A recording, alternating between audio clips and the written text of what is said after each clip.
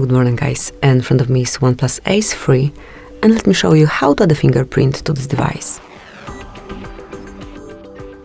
First of all, find and select settings. Then scroll a bit lower.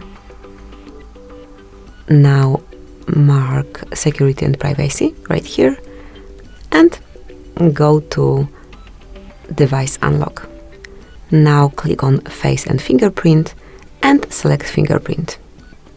Draw your unlock pattern at first and click on add a fingerprint. As you can see, this is my second fingerprint, however, it's working all the same once it is first fingerprint. I added to device and now just tap on OK.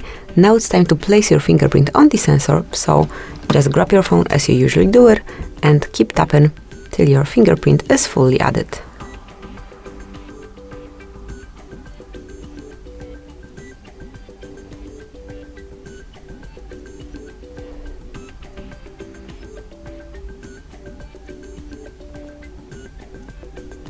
And tap on done.